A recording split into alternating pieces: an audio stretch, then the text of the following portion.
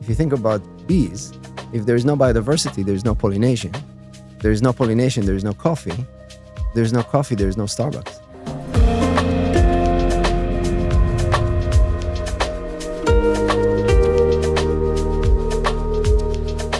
Welcome to the Regeneration Will Be Funded.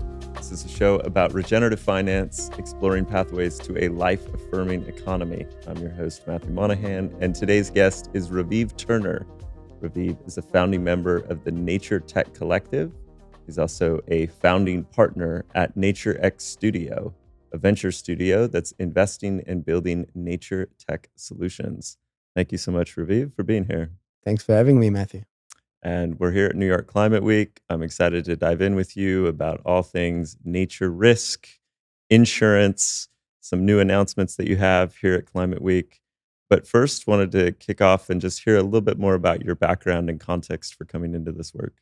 Yeah.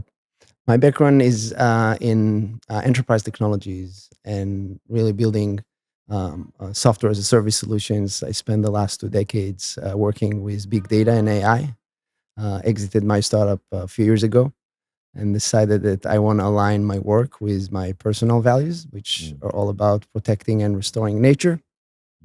Long story short, found myself, you can call it stranded in Costa Rica during COVID. Not a bad place to get stranded in, which is how I met my partner and our co-founder, Guy Kaplan, and started to do work with farmers in Costa Rica.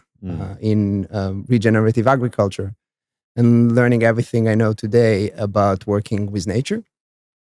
And during that time, we were looking for solutions to scale that operation. We've seen amazing results on the ground by doing agroforestry and silvopastures and adaptive grazing and other nature-based solutions. Right. And we realized, okay, we have to scale that. So we started conversations with financial institutions and banks and insurance companies in order to scale that. And they all wanted to see the proof of impact. They all wanted to see the data. So we started conversations with a handful of nature technologies, companies that measure eDNA and look at species, such as Naturmetrics, companies that use bioacoustics in the trees to listen to birds, drones, satellites, smart sticks in the ground. And we realized there is this amazing wave of new technologies coming to market by really amazing founders, people with PhD in biology, people with PhD in ecosystem science and biodiversity. But they never really built and scaled a startup company. Right. So we decided to bring all those companies together and founded the NatureTech Collective, which is a 501c nonprofit and a trade association that brings together over 200 companies by now. And that's just the last 2 years. So we've seen this kind of tremendous growth with the mission to really close the 700 billion nature finance gap with tech, with science, and with data. And that space, that field is commonly referred to as MRV, measuring, reporting, and verification. And my understanding is that you had originally called it the MRV Collective. What accounted for that shift to nature tech, and help me understand your perspective on that framing? Correct. So we used to be MRV Collective, which correct stands for Measurement, Reporting, Verification, because we identified this like big challenge and opportunity in the market. If we look at ESG markets, it's all about risk of greenwashing and be able to really measure and report and verify your nature-based claims. So the first wave of technologies and members that we looked at were mostly MRV technologies. And of course, carbon, but looking past carbon into MRV technologies for water, for soil, for biodiversity, and for ecosystems. But then we started to talk to members that wanted to join the NatureTech Collective and have all sorts of nature technologies, which could be biofertilizers. That could be a nature technology. You can think of indigenous people wisdoms and agroforestry playbooks, which coming from indigenous communities as a nature technology, even though it doesn't exactly answer the definition of like technology in the sense that we know it, from Silicon Valley or whatnot. Right. So we realized we really want to be inclusive and kind of broaden the definition Mm. of Nature Tech Collective, and what does it mean to use a nature technology, which could be many things. It can be a piece of hardware, it can be a software, but it can be some a playbook of planting specific planets, or working with the soil, or adding fungal content to the soil, Hmm. and this is still a nature technology. Yeah. So in a broader sense. Yeah. I'm curious before we dive into more of the challenges and the context that we're in, that shift from leaving a startup and kind of the technology space that you were doing before. You said you wanted to align your values to your work. Um, yeah, I'm always curious, like what is it? Was there a moment? Was there an anecdotal, kind of something that really triggered that shift? Was it a gradual progression and evolution? And part of the reason I'm asking is because we need a lot more people like yourself to kind of move from the kind of commercial world into all hands on deck. How do we fight for nature? So yeah, I'm just curious. Yeah. For me, it was a personal journey. Nature is the place where I go to heal. I think this is also known as biophilia and the healing power of nature. Mm-hmm. And you can imagine being a tech startup founder and going through the kind of brutal ups and downs of raising capital and hiring people and scaling, a tech company, and kind of being in the ring and fighting the fight that took a mental, physical, and emotional toll on me. Um, and I found myself going back to nature to heal. I share my time between Boulder and Costa Rica. So this could be amazing natural hot springs in Colorado. This could be the snowy slopes, of some of the best, ski terrain that we have in Colorado. Or this could be disappearing in the tropical jungle of Costa Rica, or surfing in the beach. And I realized I always come back stronger. Mm. Um, and it was around that time that I said, okay, what if I can take everything I know about big data and AI and scaling tech and apply it to nature for protecting and restoring nature? Back at the time, we're talking 3 years ago, I guess I was too naive to think that we can just take all the big data and the AI models that we have today and the large language models, and what's the problem? Let's just go do ChatGPT for nature. Right. We're now looking actually at GeoGPT. Nice. Like, hey, can we do a GeoGPT with geospatial analysis? Because in order to do nature reporting, in order to analyze nature risk, you typically need the geospatial analyst. So anyhow, we were naive to think that we can take all those amazing technologies that exist today in the tech world and just make it work for nature. That, of course, didn't work. Because there is so much we still don't know about nature, and there is so much we still don't know about ecosystems and tipping points. And I like to say that we have to collect the dots before we can connect the dots. Interesting. And lots of the effort, I'm also involved in the TNFD Nature Data Group. Lots of the effort today is around investing in going out there and deploying those technologies and working with indigenous communities to really go and collect that data on water, on soil, on biodiversity, above ground, below ground. We were naive to think that we can just look at everything from space, for example. And we partnered with Planet Labs. I know Will was here. We partnered with some great technologies, and we have this amazing access to high resolution imagery from satellites. And that's a great start, but we cannot see under tree canopies from space. We cannot see biodiversity below ground, below soil from space, right? There's lots of nuances to nature and biodiversity that we cannot see from space. And that led us into looking at other technologies, including ground truthing and smart sticks in the grounds and flying drones, and really working with indigenous communities on the ground to try and my background is in data intelligence, so this is called data layering, of how can we take the remote sensing layer, pair it up with ground truth data, and even lab tests, whatever we need to do to really close the data gap, to really have a better understanding about ecosystems, right, and kind of work from there. Yeah. So it's been an interesting journey, and we just learning every day and just staying humble on how much we still don't know about nature. Yeah, I appreciate that sentiment. I live on a farm, and we're collecting data and trying to do our best to use these tools in kind of frontier ways. And my observation, because we have some forest, land use that we're stewarding and going through transitions, and the Regen Ag playbook on the pasture, and water testing and soil testing and the drones and the mapping, and it's like there's a lot of dots to collect, right? And it's a lot of different data sources, different partners, and none of them are so silver bullets. They're useful, they're helpful if applied and used effectively. They're not sufficient for the entirety of the task at hand.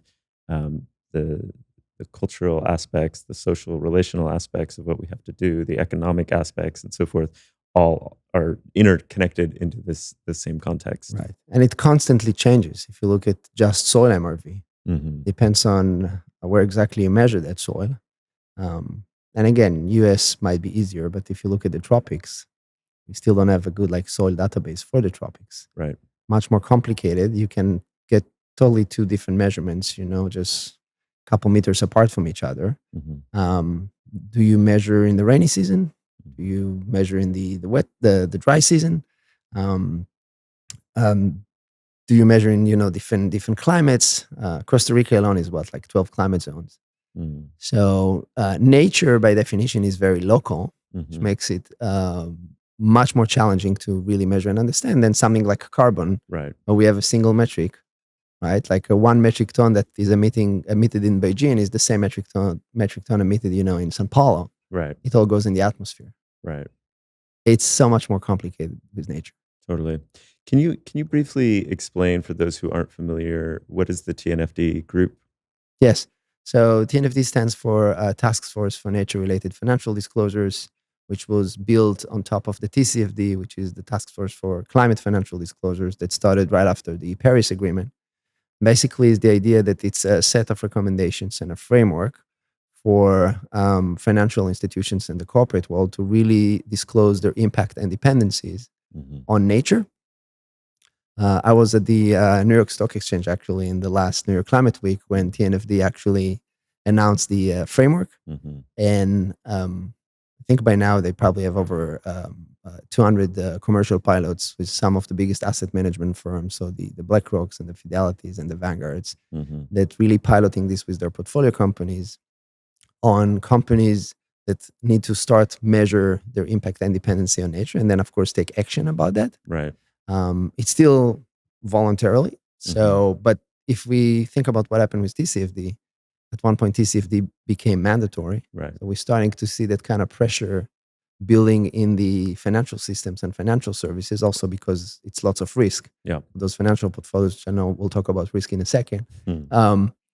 For asset managers, for pension funds that really want to better understand their nature risk exposure to their portfolios, basically going to their portfolio companies and asking them to start picking up TNFD, right, and understand and measure and report on their impact and dependencies on nature.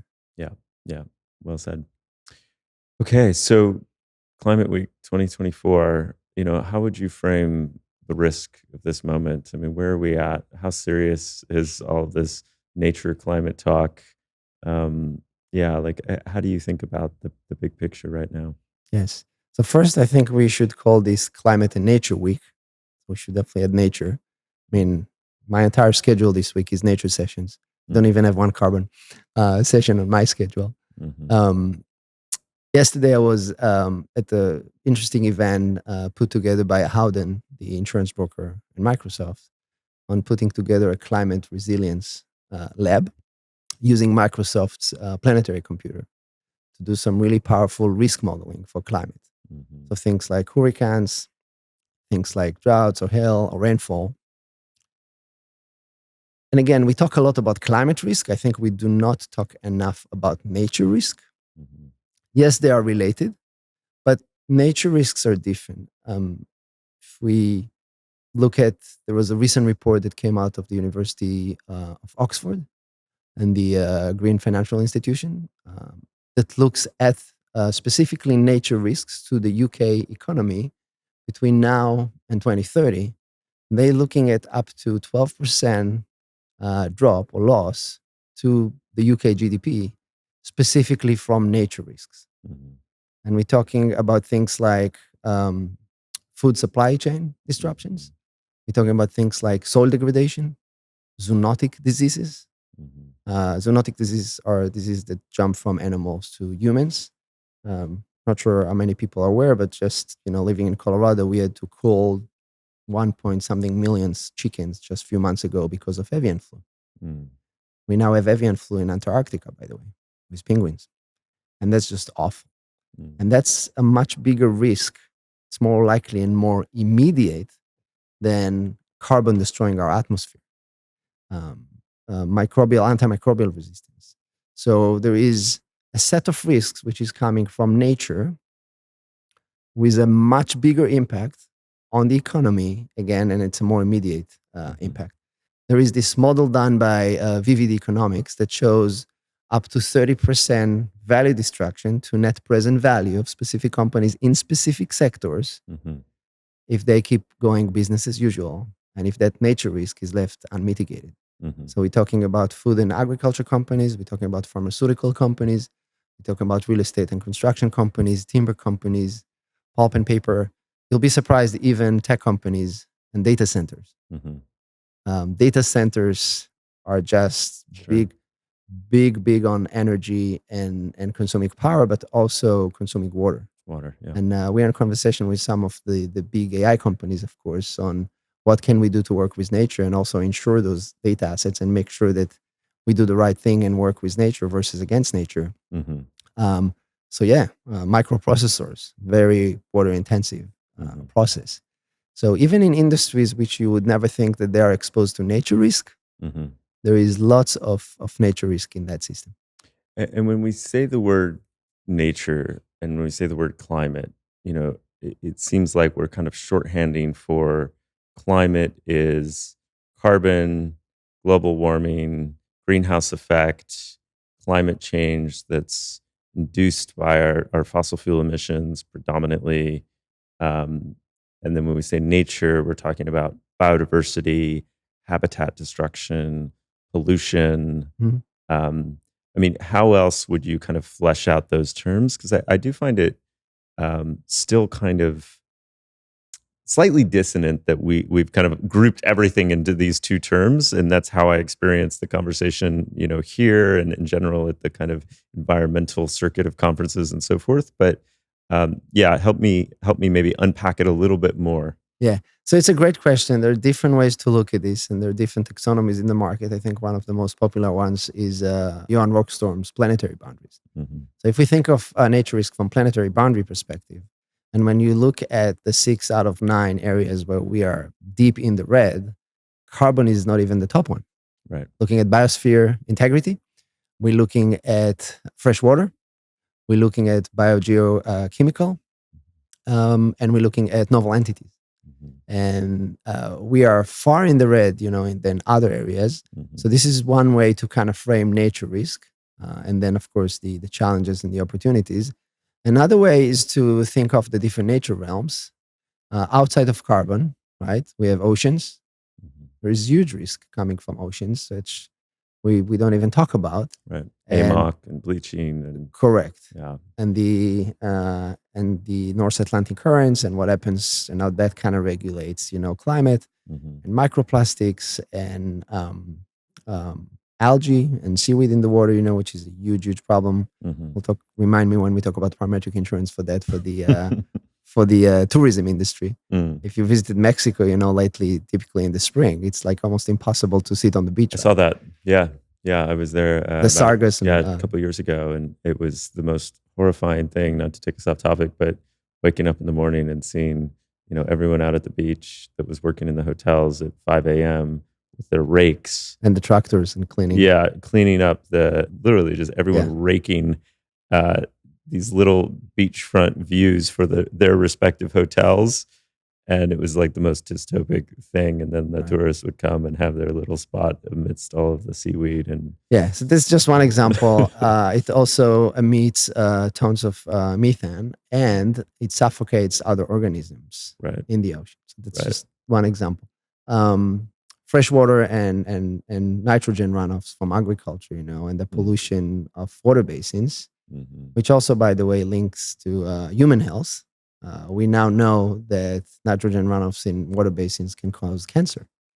I think we need to talk more about, by the way, the relationship between nature And our health. and our health, I agree. and put it in the front. Yeah. I think I don't see enough people Yeah. making that link. Yeah.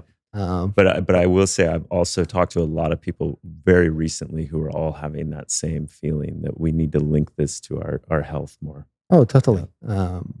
Talking about chronic diseases and metabolic diseases and diabetes, microplastics in our breasts and testicles, and and diabetes and Alzheimer and cancer, and this all has to do with the way we treat our land. And this is the food, basically. We are nature.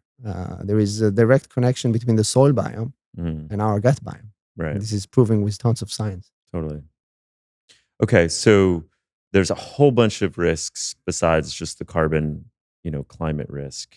And it's not to maybe understate the carbon risk. It's just to say that, maybe the aperture of our, discourse is a bit too narrow, or our attention. And help me understand from kind of more of a temporal perspective. I mean, like, is this something that we need to be looking out for because, in 7 generations, our kids aren't going to have a healthy planet to live on? Or is this, all hands on deck, fire alarm right now? I mean, like, where are we at in terms of the overall trajectory of how these risks are pervasive within our ecosystems? Right. So when we talk about nature risks, we differentiate between 3 types of risks. The first type of risk is physical risk. It can be physical risk to supply chains. For example, the poultry company called Matthew Bernard's out of UK, they had a pretty lax biosecurity in their facility, which led to a spread of avian flu, where resulted in killing hundreds of thousands of chickens. And I think it was something like around 77 million pounds in losses. And this is a great example of physical risk to supply chains from nature. Mm-hmm. The other type of risk that we talk about is a transition risk, which is due to regulation. Another example, AAK, which makes vegetable oils. At one point, they were sourcing palm fruits from protected areas in Indonesia. The entire story kind of blew up, and that led to steep decline in share values over 24 hours, from when the kind of risk, from when the story broke.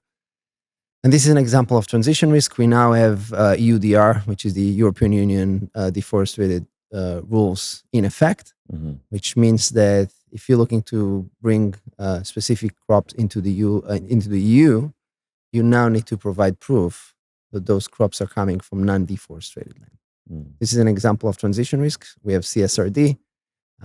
We have companies picking up on TNFD. I think we're going to see more and more of the transition risk and regulation building up in the system. Yep.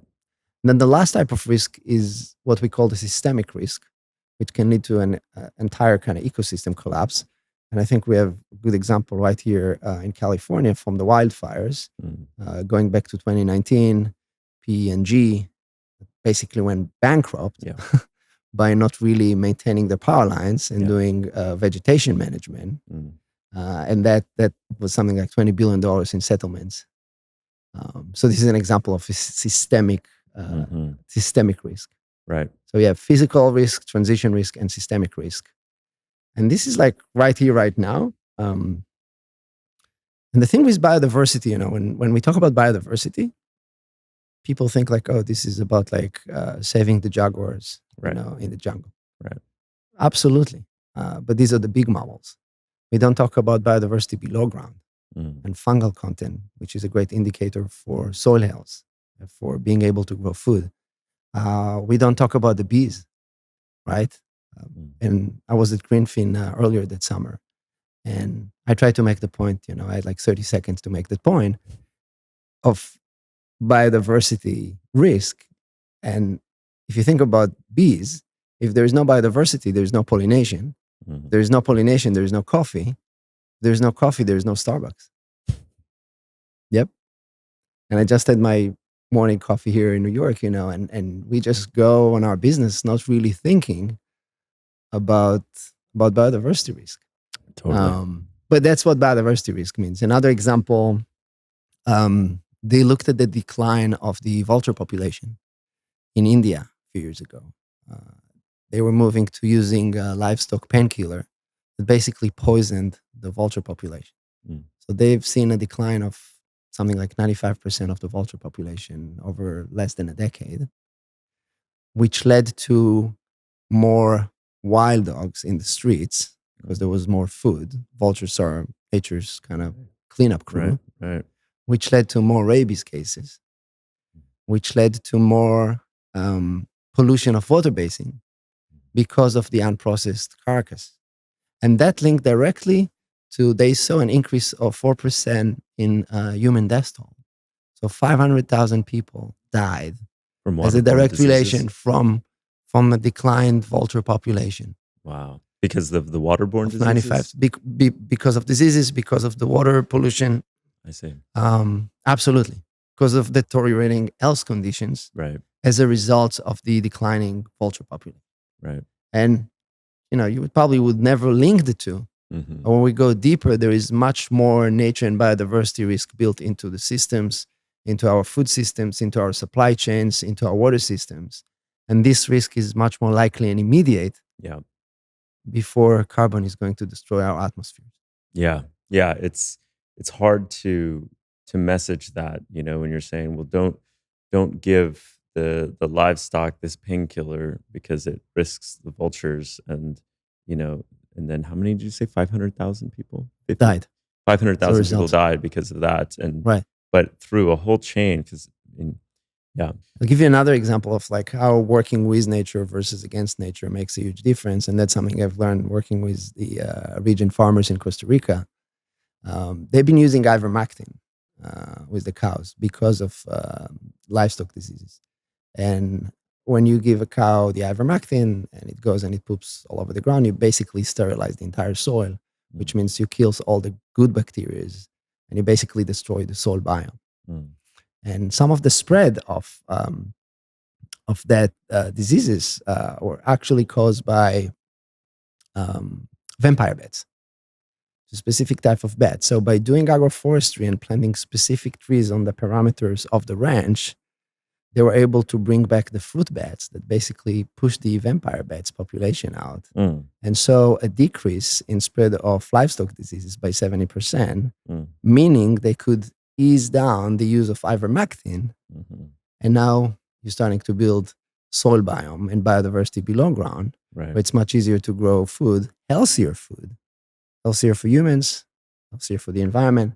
Just one example of working with nature. Yeah, beautiful. To build topsoil. So you have like such an interesting plurality of lenses into these challenges and opportunities, and everything from the regen farming side to the investing side to the data and AI side, but it seems like you're now honing in on insurance, right? And so I would really love to understand, like, why are the roads leading you here? What does this actually practically mean for the work you're engaged in, and help paint us a picture of where do we go from all of these risks building up into the system? Right. So we looked at all these nature risks building inside financial systems, inside companies. We started to talk to financial institutions and banks and insurance companies on how could we transfer some of that risk in the form of insurance. And when you look at how the oil and gas industry scaled back then and how we scale the renewable industry, it's always credit and insurance, credit and insurance. And there are some great examples of using insurance products to transfer that risk. The moment you have insurable assets, just look at commercial properties or residential properties, that opens the door for more financing, right? And we have a, $700 billion a year finance gap in nature positive and bringing that money into nature-based solutions. So what can we learn from other industries in bringing risk transfer solutions to the nature-based space? And of course, this comes with its own set of challenges. When you look at climate risk models, for example, you can do crop insurance with parametric insurance. And by parametric, I mean there is a quantifying event or a trigger that basically automates the payouts to the people that need it. So we don't have to go through what's known in the insurance world as indemnity, where you need to send someone to assess the losses and they need to process paperwork. And this can take months and months and months to really get the people the money that they need to recover. So with the use of parametric, we know how to do this today for crop insurance, looking at rainfall, for example, or looking at like frost temperatures, because we have time series data sets that going back 30, 40, 50 years of rainfall. So that's somehow easier, right, to build insurance solutions because we have the historic data to do this. It all comes back to the data. Right. There is a great paper put together by UC Santa Cruz on how to integrate nature into risk science and insurance. And the three basic things you need a good risk model. So you need the science to be in place. You need historic data sets. And, insurance companies typically, they insure risk, but they don't like risk.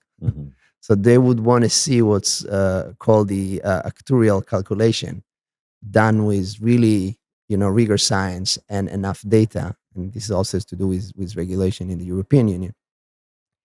So we know that we can do it for some climate risks, but we don't have all of that to do nature risk, right? How do you start thinking about a specific ecosystem condition, be it a reef or be it a mangrove forest or urban forest? How do you value that? How do you look at the economic value of all the ecosystem services that forest provides? Next is how do you measure that? How do you monitor it? And how you design parametric insurance products that can trigger all sorts of payouts to indigenous communities, to local communities, which, by the way, typically are the most risk from climate. This is where we need to build resilience. So in order to offer risk transfer solutions in the form of insurance for nature-based solutions, you need to have the risk science in place. You need to have the risk data in place. And then you need to have the financial structure, because there's always the question of who is paying for it. Right. And the most vulnerable communities, the coastal communities, the indigenous communities, the local communities, the poor, are typically not in a place that they can pay for it. So we mapped all of that. And of course, during conversations with insurance companies and reinsurance companies and some of the brokers, some of those communities started to realize that we can take what we are now learning to do with geospatial analysis and looking at nature and biodiversity from space and start building parametric insurance products in order to provide this financial safety net, whether it's for farmers or indigenous communities or communities at risk from flooding, risk from wildfires, risk from nitrogen pollution, and work with the insurance industry in order to provide that missing, I call it the icing on the financial stack, the icing on the cake, that missing link in order to get more funding to nature. So who's paying? Can you walk us through maybe an example of how this would work? Because we already have flood insurance as a concept or fire insurance. So yeah, maybe two-part question, like what's different about it? And like who pays the premiums and then what triggers the payouts? And then how does it all model? Yeah. So a few examples. The Nature Conservancy, I think, was the first one to offer parametric insurance for the Mesoamerican reef in Mexico, in Quintana Roo. And the way it works there, you have the hotel industry, which is paying taxes to the quantity of Quintana Roo. And some of those taxes are now allocated for paying in case of wind speed, which we know links to destruction of reefs. Right. So they can now distribute payouts to some of the dive shops, to the local communities, to go and start restoring that reef, right? And typically with parametric insurance, there is also meaning to how fast can you distribute the payouts in order to restore something. It just becomes harder and harder to restore with the time. Right. So if we can distribute those payouts based on a quantifying event, in that case, it's a wind speed, to the dive shops and the local communities that can then go and restore that reef, you now unlocked financing for that reef and for, of course, the tourism industry. But you're also in a much better shape from a risk reduction benefits, because the same exact reef is a protection from storms and flooding. Reefs can absorb 97% of a storm surge. So we're now talking about what's at risk and then how to transfer that risk to entities and companies that can pay for it in order to make sure that in a case of a natural disaster, we can use parametric insurance to really distribute payouts to the people that can then go and restore and rebuild and protect that natural assets.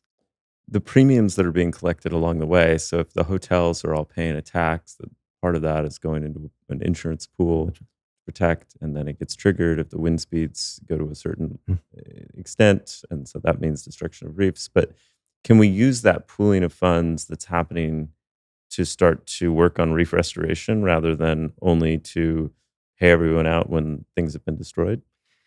Yes. Well, we're still in early days, so we have to really get creative with the financial structures. And there's all sorts of structures, including what's known as captive groups, where always about the who got the insurable interest, who would want to insure that assets. In the case of reefs, of course, there is the tourism industry. So we can go and look at food supply chains and some food companies that would have the interest of insuring specific supply chains. Maybe, because of UDR, for example, supply chains are getting smaller of where you can really source crops from, again, non-deforested land. So you might want to look at risk to supply chains. Another example is the rubber industry. So that's tire companies, that's fashion companies using rubber. That's even footwear companies like the Nikes, the Adidas that using rubber in their products.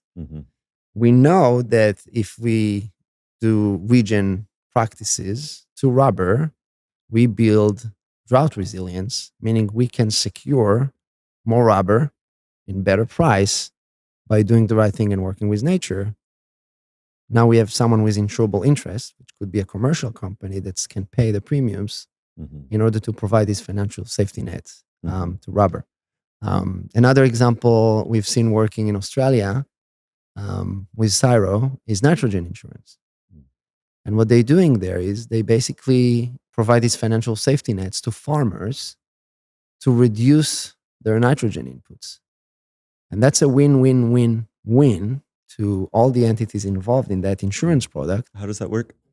So basically, they can measure the level of nitrogens. And the moment that farmers start to drop the level of nitrogen, if there is any drop in yield, they would automatically distribute payouts to that farmer to compensate them for that drop in yield. Now, farmers, just the unit economics are fantastic because farmers save, I think, something like $8 per hectare on using less product than nitrogen. It's a win for the farmers. The insurance broker is making money on a per acre basis on the premiums. The insurance company is making money. There is less risk in the system because we are building resilience and building soil. And the last thing, we basically have avoided nitrogen next to the Great Barrier Reef, right? So we are reducing nitrogen pollution to an amazing natural assets with tons of ecosystem services and benefits, which is the Great Barrier Reef. So everyone is benefiting from doing nitrogen insurance. Yeah, it's interesting. I've always kind of wondered with insurance, I'm still kind of new to thinking about it, but the opportunity, like you have a lot of companies and governments and actors in our economy who are discounting and flatly denying nature and climate related risks.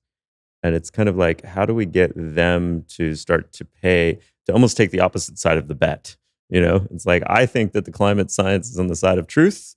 So, if you don't, then like, if things start going wrong, you pay, right? And like, how do we bake that into some of the architecture? I'm curious what that provokes. So we're starting to see insurance companies kind of open up to the idea, either because they know it's the right thing to do and it's a way to mitigate risk in their portfolios and risk on the assets that they actually insure. Right. So it's the right financial thing to do, or because we're starting to see regulation. We have governments forcing insurance companies to really invest back in nature from the balance sheet. Right. And saying, hey, you've been collecting all these premiums, you should deploy it back. I think it's a much bigger problem if you look at specific areas in California and now Colorado. So I live in Boulder. A few years ago, we had the Marshall Fire. And that consumed, 1,000 residential houses right next to major highways and major infrastructure, which was devastating. That fire stopped 1.5 miles south of my house. just because our house was in the radius of that fire, our insurance premiums went up 50% the next year. Wow. And this is just one historic data point. It's like, oh, Right. you're in the radius of this Marshall fire, so Yep. your insurance premiums go 50% up. You have entire areas in California which are not insurable anymore. Exactly. I think it's called the UWI, the Urban Wildlife Interface of commercial and residential properties next to wildfire areas where you can no longer get insurance. Mm-hmm. If you can no longer get insurance, good luck trying to get a mortgage. Right. This is huge impact. I think in California, they probably can't do much with regulation. They can't really force insurance companies to offer that. But at the very minimum, what if we work with nature to do ecological forestry, which is proven to mitigate wildfire risk by 40%? So things like prescribed burning, thinning, building biodiversity below ground, and moisture, there is science that shows that we can mitigate wildfires up to 40% by doing ecological forestry practices. What if we can build that into insurance premiums, into all these commercial and residential insurance policies, and say, hey, you get reduction in your premium, so your premiums are contingent based on doing the right thing and working with nature. Right. So insurance premiums go way up, but if you want to make them go way down, do these ecological best practices. That's one example. We're now looking at region ag transition risk, basically providing farmers with a financial safety nets to incentivize farmers to move from industrial agriculture to region agriculture. And that's a mix of practices. We're typically talking about no or reduced till. We're talking about cover crops. We're talking about reduced nitrogen. Here in the US, we kind of fighting subsidies. So that's been a kind of uphill kind of battle with the way USDA crop insurance is working. Yeah. And I don't know how much you know about USDA crop insurance. Not a very sexy topic. I find it super sexy though. Yeah. But farmers get paid to do corn over corn over corn for 6 years on degraded soil, knowing they're going to fail and still harvest 60 cents on the dollar year after year, taxpayers' money, knowing they're going to fail. And that's USDA crop insurance. What if instead, right, we provide this transition risk insurance and we say to farmers, we know that typically in the first year or two, there is a drop in yield. So we go to farmers and say, we got you. We're going to provide these financial safety nets. We're going to monitor the policy. And once you start deploying those region ag practices, if there is any drop in yield, we got you covered. And there's all sorts of creative ideas how to finance that.